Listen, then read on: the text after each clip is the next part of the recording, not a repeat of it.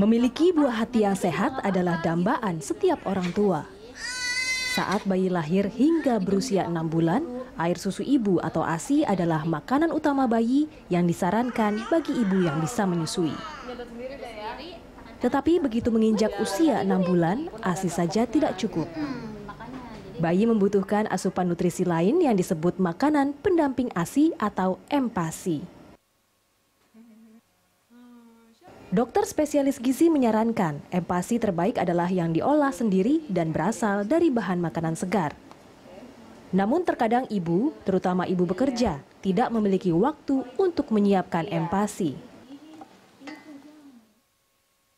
Hal inilah yang akhirnya mencetuskan bermunculannya bisnis makanan bayi.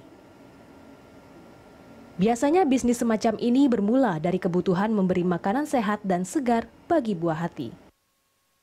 Sehat di sini berarti tidak mengandung bahan pengawet dan penyedap rasa, serta diolah dari bahan berkualitas.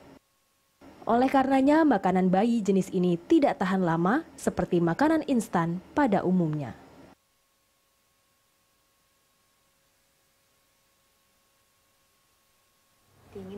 Dan pemirsa, untuk membahas prospek bisnis makanan sehat bayi, sudah bersama kami di studio seorang pengusaha makanan sehat untuk bayi, Yuli Herlina. Halo Yuli. Halo Mbak Liza. Ya Yuli, sehat nih kalau kita lihat. Begitu sehat juga dengan bayi-bayi kita dengan makan makanan sehat ya. Mbak Yuli, ini kalau kita lihat sebenarnya ide awal untuk membuat bisnis makanan bayi yang sehat ini seperti apa sih sebenarnya? Idenya tuh dari mana? Sebenarnya itu saya itu suka bekerja awalnya. Lalu setelah punya anak, saya berhenti bekerja. Nah dari situ anak saya sendiri, saya ngasuh sendiri. Terus saya juga dari MPASI, dari ngurusan. Dan tepat banget anak saya pertama ini susah sekali makannya. Jadi dikasih anaknya picky eater. Tadinya memang nggak terlalu bisa masak, jadinya ada tantangan lagi buat si kecil ini. Jadi itu banyak berguru.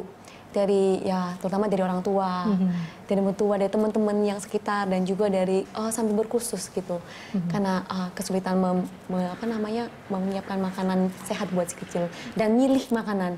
Nah puji Tuhan dari situ banyak menu yang keluar dan menu banyak yang dipelajarin. Lalu juga pas ketemu teman-teman yang dulu yang bekerja bareng-bareng, itu suka kalau ngumpul lu hangout, pasti ngomongnya, aduh anak saya ini susah makan. Ada pun juga, saya sejak punya anak nih bangunnya jam 4. Tadinya jam 5 berangkat kerja jauh gitu. Sekarang jam 4, kenapa ya? Karena harus siapin makanan sendiri gitu. Berarti awalnya adalah karena mungkin si kecil sulit makan seperti itu. Hingga akhirnya Mbak Yuli membuat makanan sendiri, dan gimana sih akhirnya makanan saya ternyata banyak boleh juga nih dijual, atau minatnya seperti apa hingga akhirnya bisa jadi satu paket seperti ini, seperti itu. Benar sekali. Jadi kan dari ya hangout teman-teman gitu kan, kalau ketemu ibu-ibu tuh pada ngobrolnya MPASI. Terus anak yang makanannya ini susah makan itu, dan gak jauh-jauh dari situlah. Dan dari situ saya berpikir, dan teman-teman juga, ini dong kamu kan kayaknya pengen usaha gitu, sekalian aja nih buat sekolah-sekolah teman-teman gitu. Ya udah, jadi mulut ke mulut juga sih Mbak, jadi mulut ke mulut.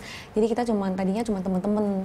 Ke teman-teman. Jadi masakin banyak minatnya yang iya, ini masakin anak sendiri tuh sekalian masakin buat anaknya teman-teman, terus teman-temannya anak ini. Dan lalu ya mulai dari situ terus katanya ya coba masakin di Facebook deh. Iya, jadi kan lebih ini ya, lebih orang lebih tahu gitu kan. Ini bener juga di Facebook.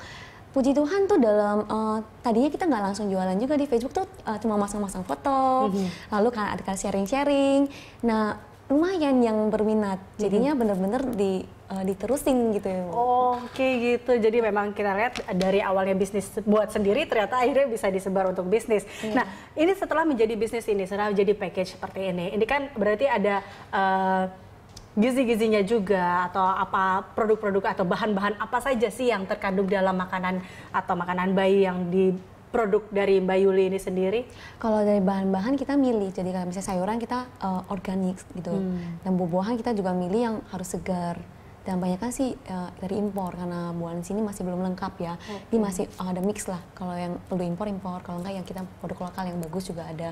Dan juga daging-dagingan kita juga milih, kayak contohnya daging ayam, kita milihnya tuh dari ayam kampung, yang which is yang very pure alami gitu. Jadi nggak milih yang gimana supaya bisa muntung. Jadi milihnya bukan mikirnya keuntung, milihnya tuh kebutuhan bayi, ya? si kecil ini. Nah, yang mana yang sehat gitu, jadi pilih. Di ayam dari ayam kampung. Kalau kayak salmon, kita juga pilihnya yang salmon yang liar. Ada kerjasama nggak sih sama ahli gizi terkait dengan kandungan-kandungan makanan bayi ini? Saya punya teman baik tuh ahli gizi, terus food science. Kita sering sharing dan sebagai rekan juga kita sering sharing. Dan dia juga punya anak juga, jadi kita tuh sering sharing dan saya sering merepotkan dia. banyak nanya. Dan sebenarnya saya berguru hampir ke semua orang. Jadi dari dokter anak juga saya jadi teman baik, tanyain terus.